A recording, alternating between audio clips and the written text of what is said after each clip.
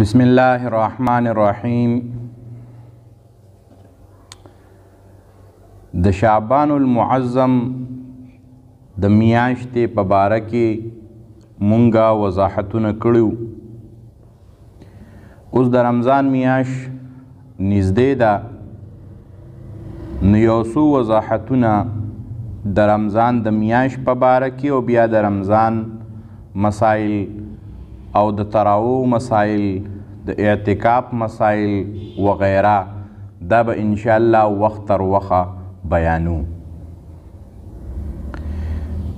رمضان را روان دی او هر سړی د خپل طاقت مطابق د رمضان ثوابونه ځان له نصیب کول غواړي، او د رمضان روجې دا په موږ مسلمانانو باندې فرض دي. حدیث کې راځي لومبی عشره 10 ورځې د رمضان رحمت دی، دویم 10 ورځې مغفرت دی، دریم 10 ورځې د دوزخ د اور نه ازادېدل دي. د رمضان د میاشتې د رمضان د روجو فضیلتونه په احادیثو کې چې کوم راغلي دي هغه به انشاءالله مونږ بیانو. خو د استقبال په طور یو څو خبرې دا به مونږ نن وکړو چې مونږ به دې موضوع باره کې چې د رمضان استقبال په کومه طریقه نه د هغې په باره کې به یو څو خبرې کوو. د اوس نه د رمضان متعلق د یو څو خبرو په زړه کې کینول او په هغې باندې کلک عمل کول دا پکار دي چې رمضان راشي زه به دا کارونه او په دې خبرو باندې به کلک عمل کوم. دا د رمضان استقبال دی. حدیث شریف کې هم راځي چې نبی علیه الصلاۃ والسلام کله به د رمضان میاشت رانږدې شوه، نبی علیه الصلاۃ والسلام به ځان تیار کو دا د رمضان د استقبال لپاره. نو تش تپوسونه کول چې روجه کله ده، روجه کله ده، په کم تاریخ ده، په پلانکي تاریخ امکان زیات دی، په پلانکي تاریخ شکی ده، صرف د دې خبرو تپوسونه کول دا د رمضان استقبال نه دی. ډېر خلک تپوسونه کوي او چې بیا د رمضان میاشت رورسي نو بیا د رمضان په میاشت کې صرف خوبونه کوي او څه عبادتونه نه کوي. نو دا په ځان لازمول یو څو ډیوټۍ په هغې کې اولنه خبره عبادت دی. عبادت مونځ شو، روژه نیول پکې دا خو فرض دی، خو عبادت دی. د قرآن پاک تلاوت شو، نفلی منځونه شو، صدقه او خیرات، دا ټول په عباداتو کې داخل دي. نه عبادت اسې هم څه عبادتونه واجب دي، څه فرض دي، څه سنت دي، مستحب دي د رمضان نه علاوه هم.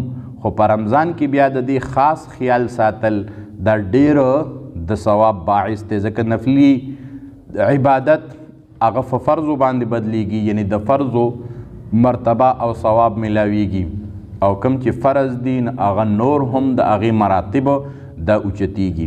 نو لومبۍ خبره په ځان لازمول د عبادت چې زه به عبادت کوم. دویمه خبره د ګناهونو نه ځان بچ کول. ګناهونو نه ځان بچ کول د کال په 12 واړو میاشتو کې په انسان باندې فرض او واجب دي چې دی به ګناهونو نه ځان ساتي. خو د رمضان په میاشت کې بیا خاص کر د ګناهونو نه ځان ساتل ضروري دي. د هغې وجه دا ده چې د رمضان میاشت د فضیلت میاشت ده، فضایل یې څه دي هغه بیانو انشاءالله. نو چې څومره په دې کې ثواب میلاویږي نو دومره به بیا په دې کې د ګناه سزا هم زیاته میلاویږي. لکه د هغې آسان مثال هغه دا دی چې یو کار د ګناه کار هغه بار د جومات نه هم ناروا دی، خو په جومات کې بیا د ټول نه زیات ناروا دی. داسې کارونه دي چې هغه به د جومات نه بار جایز وي خو په جومات کې به ناروا وي، دنیاوي عام مباح کارونه.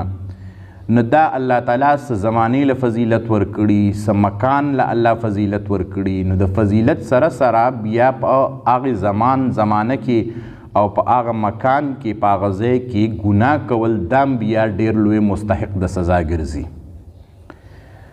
نو د ګناهونو نه خصوصي طور دا ځان ساتل د دې کلکه اراده کول. دریم نمبر ډیوټي هغه شیزونه چې هغه لا یعنی دي، په هغې کې څه فایده نشته، د هغې نه پرهیز کول. ګناه و پکې وي، د دنیا فایده و پکې هم نه وي، د آخرت په پکې هم څه فایده نه وي. چې ګناه وي نو فایده و پکې څه وي، د هغې نه ځان ساتل. لکه گیمونه شو، نو اوس خو گیمونه داسې دي چې په هغې کې د مونځ پروا نشي ساتلی، سره د دې چې انسان د خپل چای ډوډۍ پروا نه ساتي، خو ناروا دي. داسې نور کارونه چې هغه څه فایده نه لري، نو په رمضان په میاشت کې د هغې نه خصوصي طور ځان ساتل چې دا زمانه په غفلت کې لاړه نشي، نو دا په ځان لازمول دا درېمه ډیوټي ده. څلورمه ډیوټي تصفیه دل، د زړه صفایي، چې ما خو دا کال 11 میاشتې پلانکي ته د دنیا بغض په زړه کې وساتو، د هغه مې غیبتونه وکړل، د هغه په باره کې مې چغلۍ وکړې، او د هغه په باره کې د نورو سره مې جنګول او تعلقات خرابول پیدا کړل. خو د رمضان په میاشت کې به انشاءالله دا خویونه زه نه کوم او زړه به پاک ساتم. دا خبرې د زړه نه ایستل دا د انسان په طاقت کې دي چې دی چاته په زړه کې بغض ختم کی. د چا غیبت کول، دا غیبت کول اخلاقی ګناه ده، غیبت پرېږدي بس نه دی کی غیبت، دا د انسان طاقت کې دي. دغه شانتې د چا په منځ کې تعلق خرابول، دا هم د انسان د اختیار او طاقت مطابق دي، دا دې هم پرېږدي، پرېښودل یې څه ګران نه دي، یعنې په اختیار کې دي. نو زړه صفا ساتل د رمضان په میاشت کې د دې نه نیت وکړي، خصوصي د دې زړه خیال وساتي. او 5 نمبر خبره په زړه باندې، په ژبه باندې او په عمل سره د رمضان د روژو احترام کول، د رمضان د روژو قدر او عزت ساتل. دا به په زړه سره هم وي، په زړه کې به هم د رمضان د میاشتې او د روژو یو احترام پروت وي. ولې؟ ځکه دا یو شرعي حکم دی او د شرعي حکم احترام په زړه سره واجب دی. که د ده په زړه کې احترام نه نو ګناه څه کوي چې دا خو الټه کفر ګرځي. نو په زړه سره به هم د روژو احترامي، په ژبې سره به هم روژو احترامي، په روژو پسې بدې ویل، د روژو سپکې ویل، په ځان باندې بوج ګڼل، دا خبرې کول، او کومه لوږه تنده میلاویږي هغه تکلیف خلقو په منځ کې او په مجلس کې دا بیانول، نه دا په ژبه باندې د روژې احترام نه دی. د دې شیزونو نه ځان په ژبه ساتل، که ښه نشي ویلی بد مه وایه. بس د رمضان متعلق د روژو په زړه باندې احترام، په ژبه باندې احترام، دا واجب دی. او په عمل سره احترام واجب دی چې ته روژې هم نیسې، هم سهار نه تر ماښامه پورې روژه کې، دی په عمل سره احترام دی. که ته په زړه م خیال ساتې، په ژبه م خیال ساتې، خو په عمل سره روژه نیسي نه، نو دا عملي بې احترامي ده. نه عملي احترامي هغه دا ده چې روژه به نیسې هم. نو ډېر خلق هغې عملي بې احترامي کی، داسې بې احترامي کی چې د خلقو د وړاندې خوراک سکاک کی، د خلکو د وړاندې روژې چې کم شیزونه پکې بند دي هغه کارونه کی، او هېڅ پروا یې نه چې دا ګنې روژه ده، دا د روژې بې احترامي ده. دا مسله ده، دا به راشي انشاءالله په وضاحت سره، چې کم سړی بغیر څه د عذر نه روژې نه نیسي او هېڅ عذر ورته نشته، او داسې روژې نه نیسي چې ښکاره په ښکاره خلقو تم ځان ښیي او د خلکو په مخ کې دا خوراک سکاک کی، نو داسې سړی به دا قتلولی شي، دا یې سزا ده، ځکه د روژې بې احترامي وکړه. نو دا بې احترامي کول د روژې دا ناروا دي. نو په زړه سره، په ژبې سره، په عمل سره د روژې احترام کول دا واجب دي.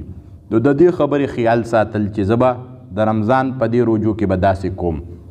6 نمبر خبره هغه سخاوت دی چې په ځان کې به سخاوت پیدا کی. حدیث کې راځي چا په یو روژهدار باندې د روژه انتظام ولا وکړو، د دغې روژهدار چې څومره ثواب کیږي دومره ثواب د دې روژه انتظام کوونکي هم کیږي، دومره ثواب یې کیږي. روژه ماتي چاله چې دی نو دا ورکو، انو روژه ماتي خوراک مړېدل هغه څه په دومره ډېرو خوراکونو باندې نه کیږي. او عام طور په روژه کې د خوراک سکاک انتظام دا تقریبا د هر چا کر برابري، نه د غریب خاص خیال ساتل، د ګاونډي خیال ساتل، او د خپلو خپلوانو پکې خیال ساتل، او په هغې د خپل وس مطابق په روژه ماتې پې کول. نن یو باندې روژه ماتې کول، د هغه د روژه ماتې انتظام سبا بله ورځ، سبا بله ورځ، نو یو خو دا یو اخلاقي عمل هم دی، او په دې سره به د دې مسلمانانو خپل منځ کې مینه محبت هم پیدا شي، د غریب به خیال وساتلی شي، او د ټول نه غټه خبره هغه د سخاوت ته چې الله تعالی به دته ثواب ورکي. نو بیا په رمضان په میاشت کې د سخاوت ثوابونه دام سیوا دي. وم نمبر اخیرنۍ خبره د رمضان په استقبال کې او په ډیوټو کې هغه دا ده چې په ځان کې په نورو خلقو باندې ترس پیدا کول. هغه مختلفو طریقو ستا نوکر دی تا له ډیوټي کې په هغه ترس کول چې دا مسلمان دی د ده به روژئ د هغه په ډیوټۍ کې لږ ورته سهولت پیدا کول چې د 5 او د 6 او د 8 غنټو په ځای باندې به ته خیر د ډیوټي لږه کمه کړي 2 غنټې کمه کا 1 غنټه دا به ډیوټي کمه کا او تنخواه مزدوري ول خپله روغه ورکوه.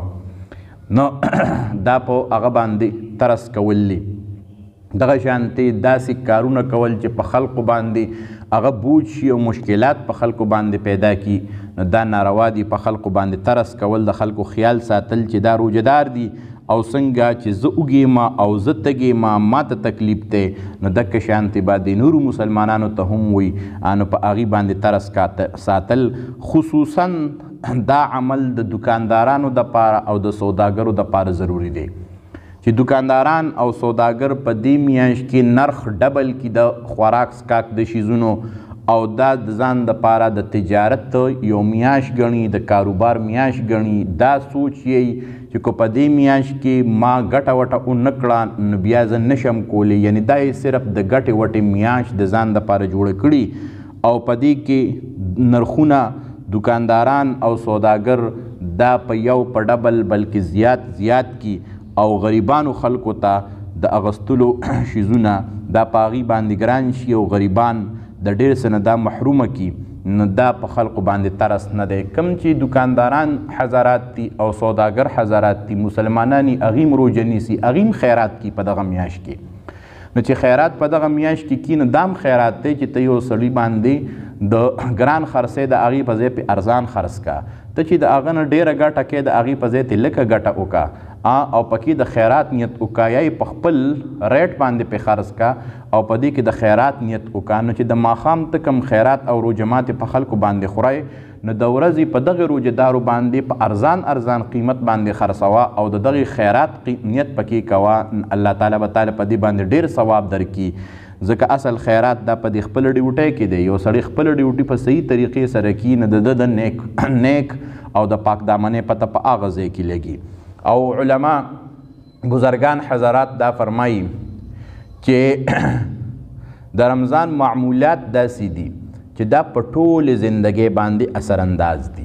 په ټوله زندګۍ باندې د دې یو اثر چې چا په رمضان کې کم معمولات وکړل نو په رمضان کې چې چا عبادتونه وکړل نو د دې د عبادت هغه برکت او هغه اثر په دې ټول زندګۍ د دغې سړي باندې پروت او که د رمضان په میاشت کې ښه ګناهونه وکړل خلقو ته شیزونه ګران کړل خلقو باندې په یو ډبل زیات نرخونو باندې خرڅ کړل نو د دې دا اثر د ده په نوره زندګۍ باندې هم پریوځي نو دی د هغې د وجې په نورو ګناهونو کې هم مبتلا شي.